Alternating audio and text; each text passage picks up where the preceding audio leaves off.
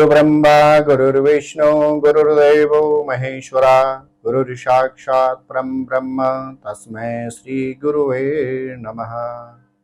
जय नारायण की नमस्कार, जय माता दी। देवगुरु बृहस्पति का उदय होते ही धार्मिक और मांगलिक कार्यों पर लगा हुआ अवरोध भी समाप्त हो जाता है। देवगुरु बृहस्पति के उदय होते ही व्यक्ति को अद्भुत आत्मविश्वास प्राप्त होता है, तो वहीं व्यक्ति को आर्थिक क्षेत्र में और बौद्धिक क्षेत्र में भी अद्भुत सफलता प्राप्त होती है। स्नेह दर्शकों, आप देख रहे हैं देववाणी और मैं हूं ज्योतिर्विद डीडी शास्त्री। वर्ष 2025 में देवगुरु बृहस्पति मई के महीने में मिथुन राशि में प्रवेश कर गए थे और प्रवेश करते ही मंगलवार 10 जून के दिन देवगुरु बृहस्पति मिथुन राशि में अस्त हो गए थे। धनु और मीन राशि के स्वामी बृहस्पति मिथुन राशि में अस्त होने के बाद सोमवार 7 जुलाई को प्रातः 5:20 में युवराज बुध की मिथुन राशि में पूर्व दिशा में उदय होने जा रहे हैं। प्रिय दर्शकों, कर्क राशि में उच्च का गोचर और मकर राशि में नीच का गोचर करने वाले देवगुरु बृहस्पति 10 अक्टूबर को कर्क राशि में प्रवेश कर जाएंगे।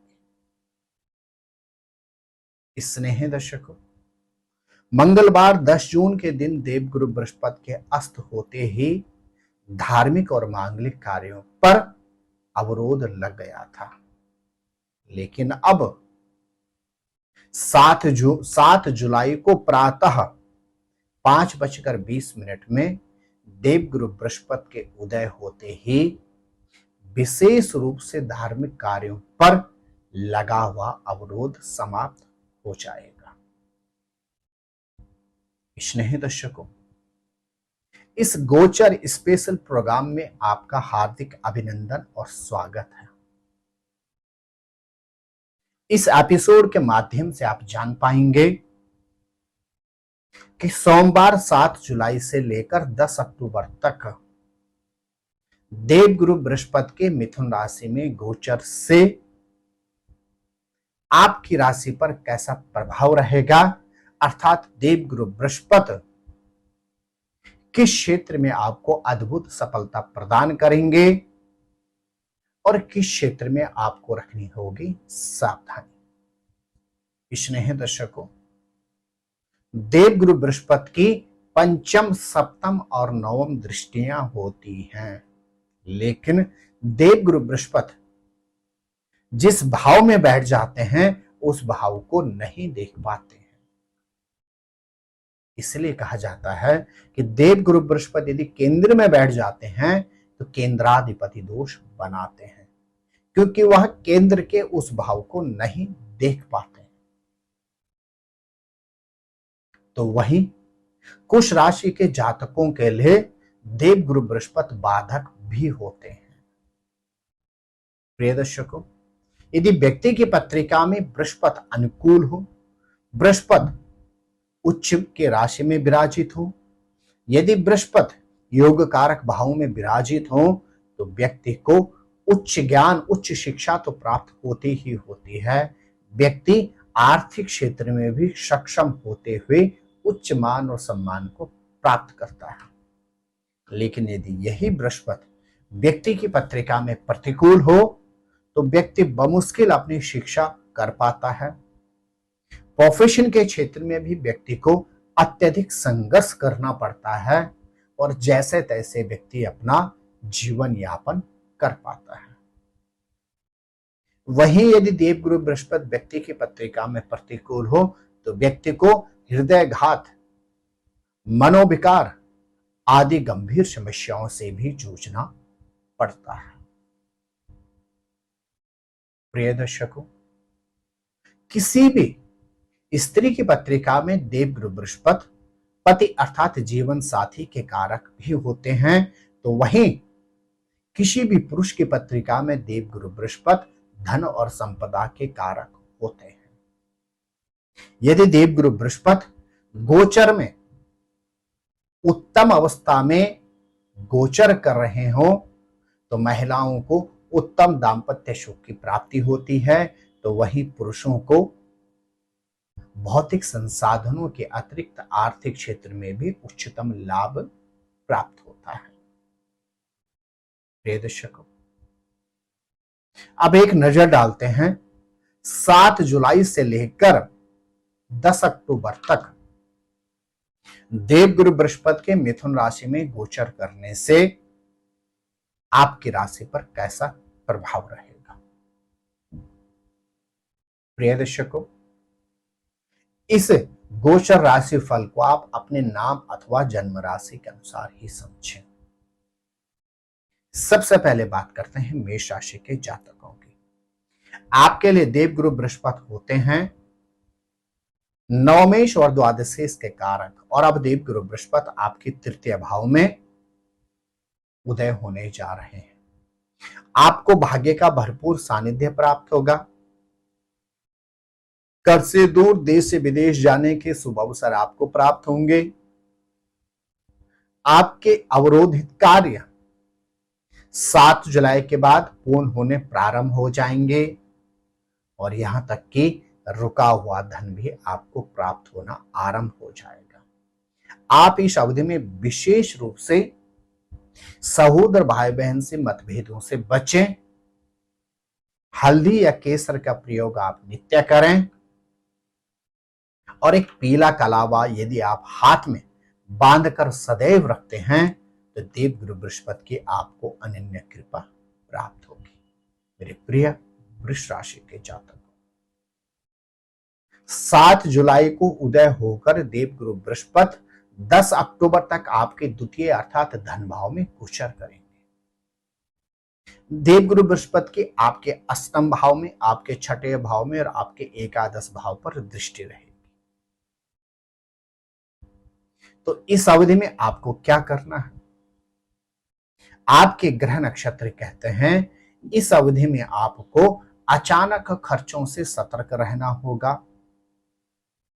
अपने खर्चों पर नियंत्रण रखने का प्रयास करें।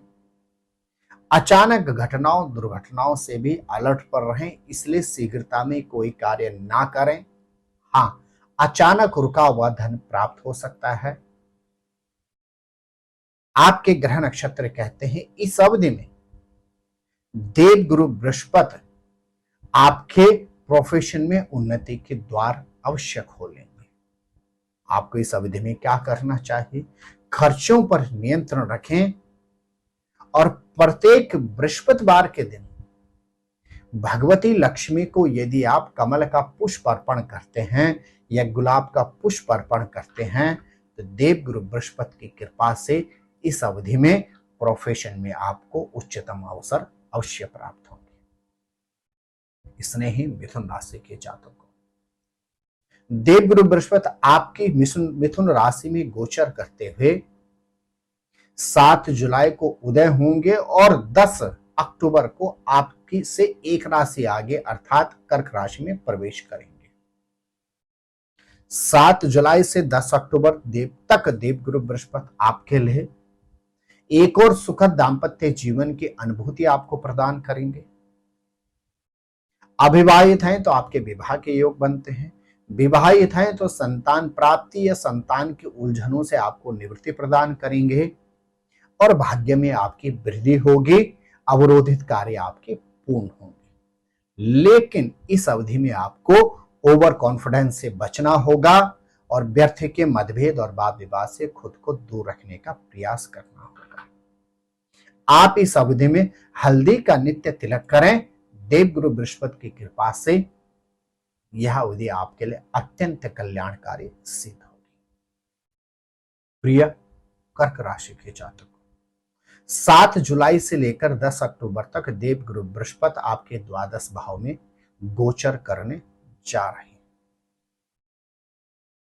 आपको इस अवधि में व्यर्थ के मतभेद और वाद विवाद से खुद को दूर रखना है। आपके ग्रह नक्षत्र कहते हैं इस अवधि में आपको पारिवारिक उलझनों का सामना करना पड़ सकता है। यहां तक कि परिवार के किसी सदस्य को आपको हॉस्पिटल आदि भी ले जाना पड़ सकता है और जिस पर आपका अधिक खर्च भी हो सकता है। इसके अतिरिक्त आपको इस अवधि में अचानक घटनाओं दुर्घटनाओं से भी सतर्क रहना होगा। लेकिन यदि आपकी राशि है कर्क, तो देवगुरु बृहस्पति इस अवधि में आपको घर से दूर देश से विदेश जाने के शुभ अवसर भी प्रदान करेंगे। आप प्रत्येक बृहस्पतिवार के दिन प्रयास करें पीली वस्तुएं धार्मिक स्थल पर जाकर अर्पण करें। देवगुरु बृहस्पति की आपको कृपा दृष्टि प्राप्त होगी। स्नेह दर्शकों, ग्रह किसी भी राशि में गोचर करते हुए समय समय पर अस्त और वक्री भी होते रहते हैं। ग्रहों की यह एक स्वाभाविक प्रक्रिया होती है। लेकिन ग्रहों का उदय होते ही व्यक्ति के जीवन पर इसका विशेष प्रभाव पड़ता है। देवगुरु बृहस्पति जो ज्ञान के कारक भी होते हैं, वही देवगुरु बृहस्पति आध्यात्म के कारक, सुखद दाम्पत्य जीवन के साथ आर्थिक क्षेत्र में उन्नति के कारक भी होते हैं। वर्ष 2025 से लेकर 2032 तक देवगुरु बृहस्पति इन 7 सालों तक अतिचारी रहेंगे, अर्थात बारंबार अपनी गति में परिवर्तन करेंगे। यह अवधि अत्यधिक सतर्कता वाली रहेगी। तथापि प्रिय दर्शकों, मिथुन राशि में देवगुरु बृहस्पति का उदय होते ही आपकी राशि पर क्या प्रभाव रहेगा और इस अवधि में आपको क्या विशेष उपाय करने हैं, जो मैंने आपको बतलाए हैं, इन उपायों को यदि आप दृढ़ विश्वास से करते हैं और जो भी सावधानियां मैंने आपको बतलाई हैं उन पर यदि आप ध्यान देते हुए जो जो क्षेत्र आपके लिए लाभ वाले हैं उन पर भी आप नजर रखते हैं, तो देवगुरु बृहस्पति का यह अंतर आपके लिए अत्यंत कल्याणकारी सिद्ध होगा। आप स्वस्थ रहें, मस्त रहें और हाँ, अपना विशेष ख्याल रखें। जय रानी की नमस्कार, जय माता दी।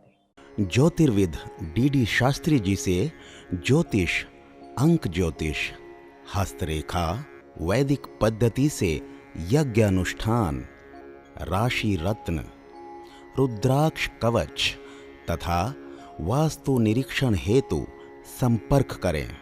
संपर्क हेतु हमारे फोन नंबर हैं 9810627053, 9818827053। हमारी वेबसाइट है www.vedicjyotish.com। परामर्श शुल्क प्रदान कर संपर्क हेतु समय सुबह 10 बजे से शाम 6 बजे तक। हमारे संस्थान में योग्य विप्रों के द्वारा समस्त वैदिक कर्म जैसे पूजा पाठ, यज्ञ, जप, हवन, जन्मदिन पूजन, नवग्रह शांति, ग्रह कलेश, काल सर्प दोष निवारण पूजन, व्यापार वृद्धि पूजन, विवाह संस्कार, भूमि पूजन, गृह प्रवेश, शिवार्चन, महामृत्युंजय जाप, बगलामुखी जाप आदि समस्त वैदिक कर्म सुसंपन्न किए जाते हैं। संपर्क हेतु हमारे फोन नंबर हैं 9810627053, 9818827053। परामर्श शुल्क प्रदान कर संपर्क हेतु समय सुबह 10 बजे से शाम 6 बजे तक।